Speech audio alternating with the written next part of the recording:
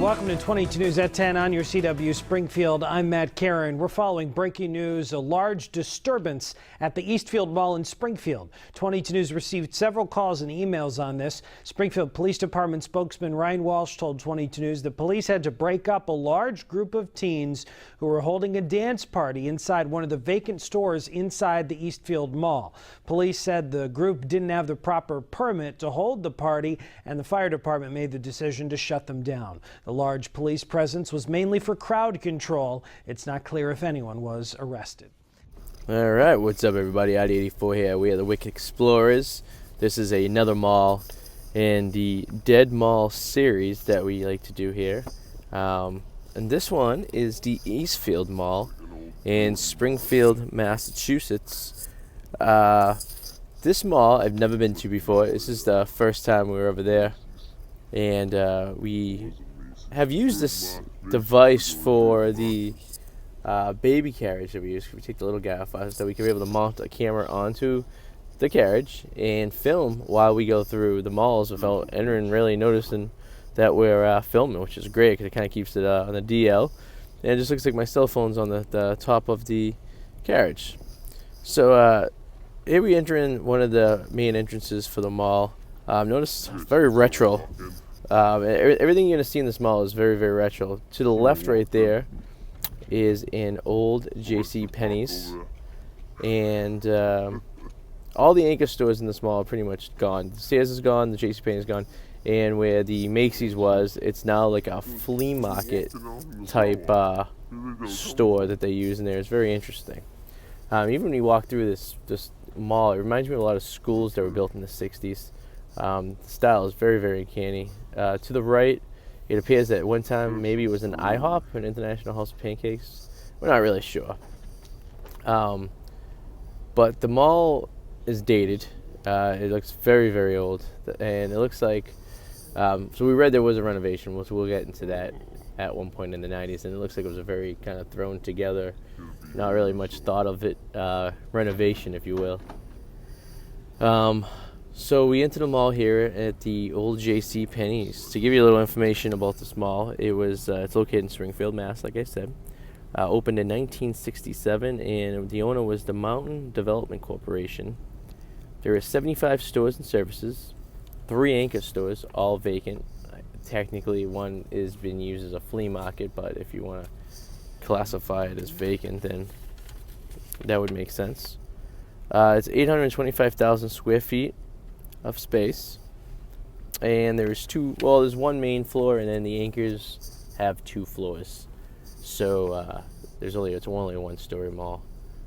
So we enter the mall here, and the first thing I notice is the old J.C. Penney's and the brick wall there. So I was very curious about the brick walls. Like they literally sealed this building off from the mall building. And from what I understand is in most situations, malls themselves are owned by a certain corporation. But the anchor stores, actually the buildings are owned by the anchor store. So the Macy's building is owned by Macy's and has no affiliation with the mall whatsoever, except that the fact that they have a throughway that goes in from one to the other. They are responsible for their own utilities, their own, power meter, their own, heat. They share no utilities from the mall itself. It's actually own building. So when I seen the brick wall, I did some research and that it made sense. And now they literally just sealing this building off from another building. So it's basically having an adjacent building. So here we go. We're walking through the corridor, which was very, very interesting. If you look above, it appears that was part of the renovation they did in the 90s, because you took the neon lights, the turquoise you're going to see coming up here.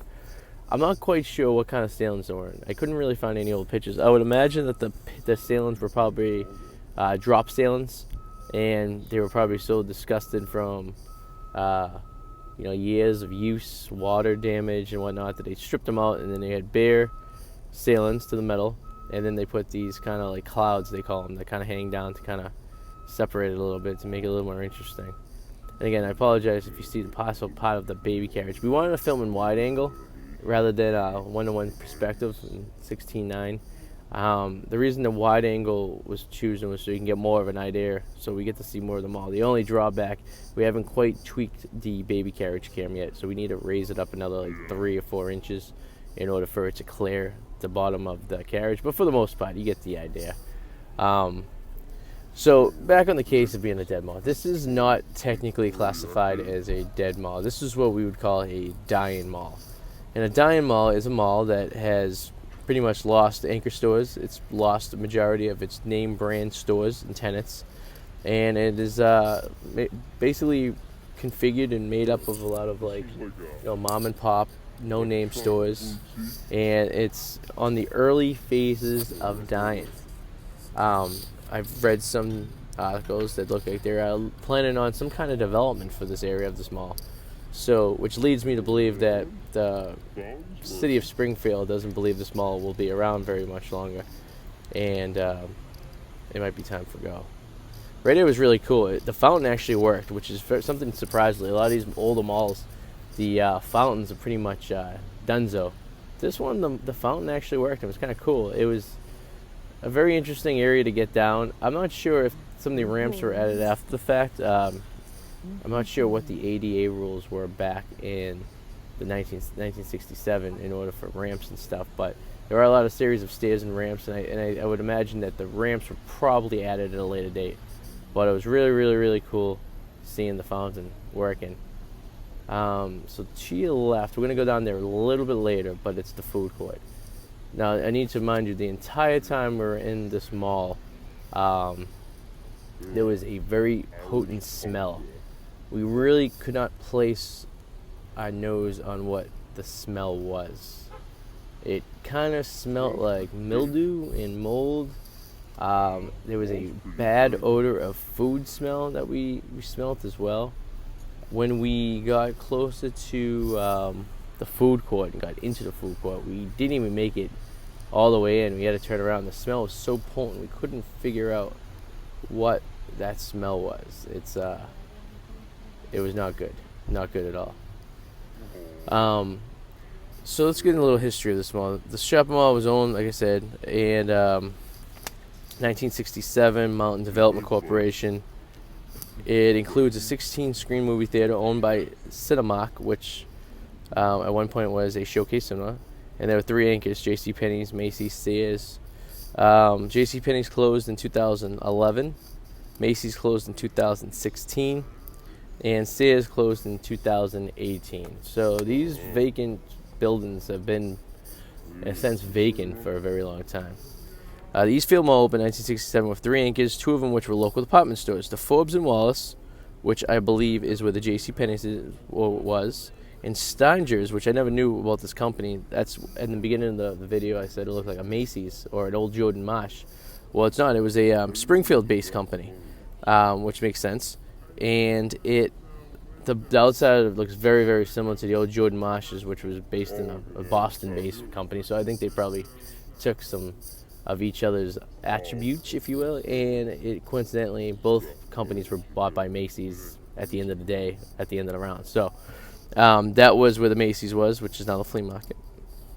Let's see. Forbes and Wallace closed in 1975, leaving space vacant, which was eventually sold to JCPenney's, which moved into the former space. In 1994, Filene's, who was basically where the Stagers were, bought Stagers, moved into the old space. This became Macy's in 2006 after May was purchased by Federal Department Stores, Macy's parent company at the time.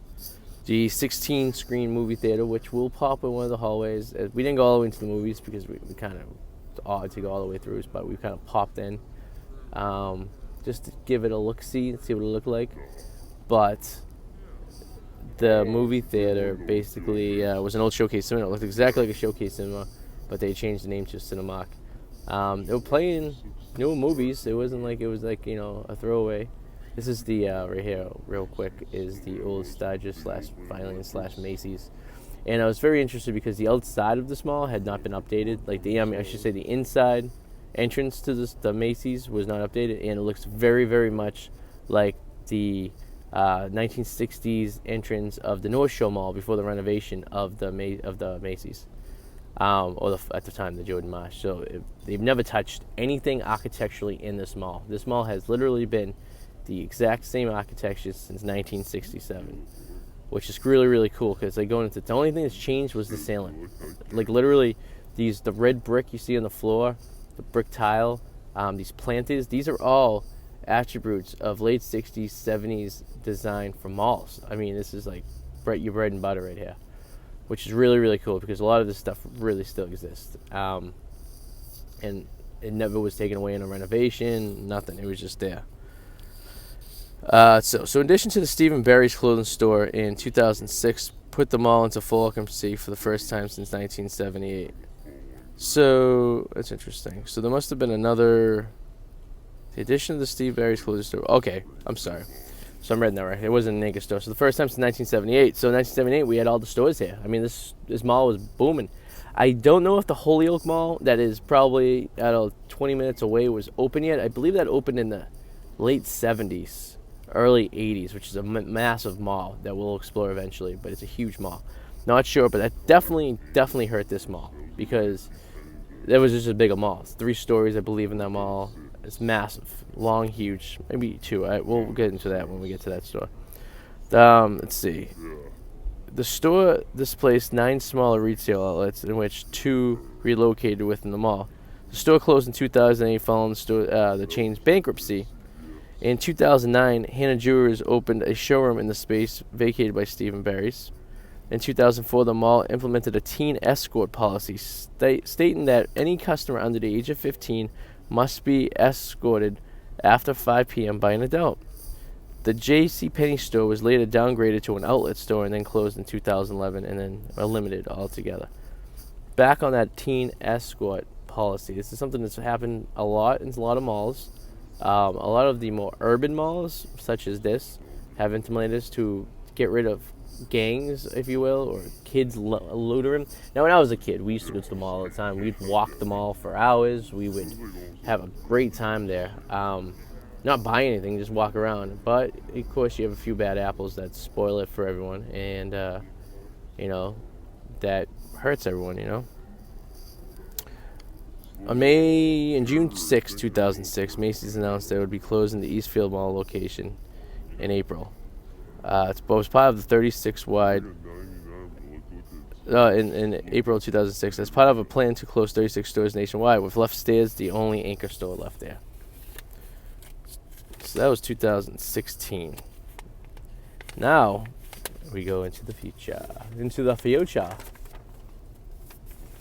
is like, just watch this mall. It's just so cool. I wish we had time. I wanted to come back here at night when there was like no people here and just kind of walk around. At one point in the mall, we got to a point where they looked like they were having a kind of like a table sale. They were selling like comic books and stuff like this. I can't remember if you've seen it yet or not. I think we're approaching that. I think I think there was like in this area. Little gingerbread house, little Christmas decoration still set up in late February, which is kind of cool. Living it all year round. Look at that large glass windows up there, a lot of natural light, very, very 60s, 70s design. Sidelights, big. Skylights, I want to know if they were added later. I couldn't find any information on what any track of renovations were done to this mall. All I know is that in the 90s, I'd read somewhere where they did a facelift, and you could tell, but it was pretty blatant. But nothing really, huge, no expansion, nothing. Of course, coming up to your right here is your typical dead mall solo store, the Bath and Body Works, which is has never been updated. Still looks like the original format of the Bath and Body Works store. There was a lot of foam stores in this mall, which is another typical attribute of a dead mall. Like I said, there was a lot of people. It was a Saturday morning, around lunchtime, or a little before lunchtime, I should say. And people were here. I mean, people utilizing the mall. The only other mall in this area is basically the Holyoke Mall, which is a larger mall. It's probably a little more overwhelming for to go to if you need something quick. If you live in Springfield, this is probably a lot easier. This mall was kind of in a residential area. It's actually bordered Ludlow, the town of Ludlow, which is a small little town in West Mass, and you had to actually go through it off the Mass Turnpike to get to this mall. So that was kind of interesting. You got to go through these back roads. There was like no direct route off the highway right to this place. It was all back roads and state roads. So yes, I believe this is the movie theater hallway. We got as close to the entrance because I wanted to see how much it resembled a showcase cinema still, and it did. It looked exactly like a showcase cinema, an outdated showcase cinema. It looked like I'm used to the showcase cinema now where I live in Revere. That's been updated multiple times over the years. This looks like when they finally redid the showcase in Revere. They did a small renovation in like the early 90s, or the late 90s. This is probably when they did the one for here too, and they didn't really change anything after that. So very interesting. So we continue walking. I don't want to talk too much. There's not too much history on this mall. I do believe that this mall's time is near. I don't foresee this mall being around in 5 years, especially with the loss of the anchor stores. It's a tough draw. All these anchor stores, I believe, are available at the Holyoke Mall down the road. And malls do need anchor stores to thrive. It's just the way these mall structures were set up. The anchor stores bring people to the mall. You know, these large department stores. And although it is something to think about, have those days gone? You know, you notice when they built the new Nordstrom stores up here in the Northeast, they're about half the size of what the Macy's stores were. They really consolidated a lot of stuff. They don't have these. The stores are still large, but they're not gigantic like they once were. And the mall industry itself is slowly dying. And these malls are just relics that we will eventually look back on, and only will have documentation of video. You know, I want to get this is a shot. I think a security guy was walking by me, so I kind of wanted to make it nonchalant, but it was really nice because you get to really see the ceiling structure of the mall. And I believe that this is what the original ceiling looked like right there before they did the clouds and opened up a little bit. I think it was just a drop ceiling like that. I don't know that for a fact. Alright, so we're about to walk through the food court. It's coming up really, really soon.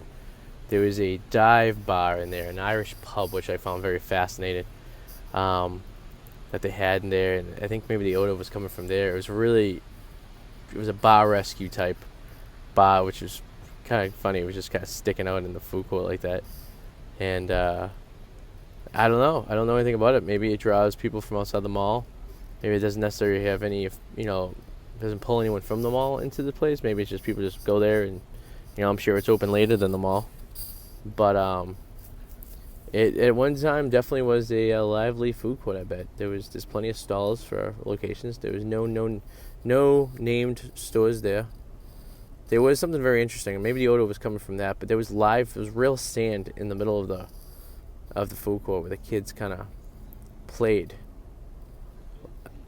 And I do wonder if this maybe was an expansion or an addition over the years. I don't know. I really don't. It's like very little information about this mall. I could see how this could have been an addition over the time, but there's nothing to document that. As far as I know, this was part of the mall on day one. So, yeah, and we only made it halfway in. The smell was just horrific. We weren't sure where it was coming from. So we have a few more minutes left in this, so I'll let you guys enjoy it. Let the ambiance sound from in the back of this mall. And if you are into the malls of the dead variety, I suggest you come check out the Eastfield Mall in Springfield, Massachusetts, before it's a relic and gone. Because who knows when that could be. But thank you guys for watching. And as always, please subscribe if you haven't already. And take a step further, hit the little alarm bell so you're notified every time we post new video. So, thank you again, and enjoy the rest of this video. We'll see you soon. Oh, yeah. Yeah.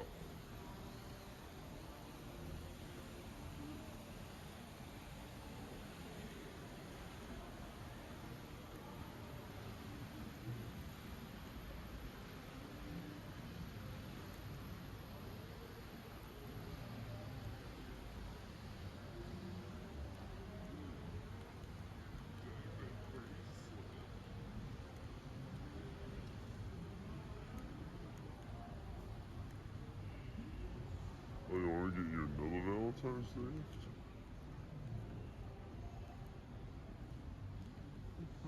I'm still waiting for mine. Very funny, Mommy doesn't love Daddy. Yes, I do. Don't tell him that. Oh my god, look at these old two tiles.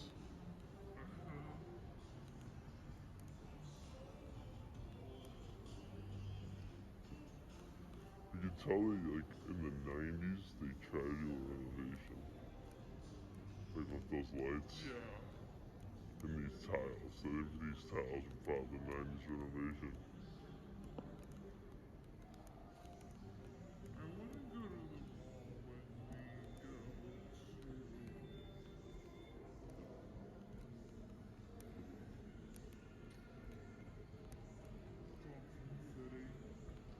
Yeah. We didn't. Been there. Yeah. When were we last in when your uncle died, I think. That's when we went to that mall.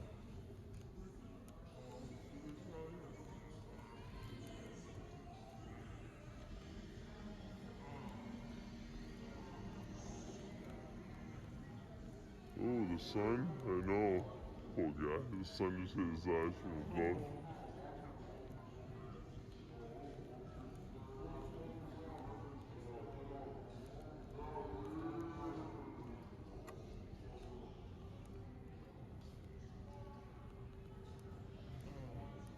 This was probably the JCPenney's. The other one was definitely the Sears. And the other one was the Jordan Marsh, aka Macy's.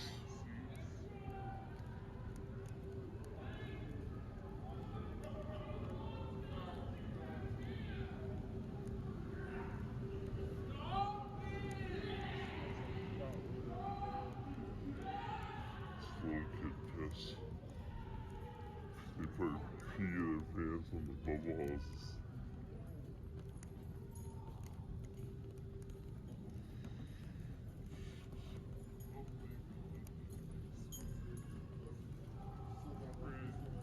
That's why you don't go on the balls at like Discovery Zone and stuff like that.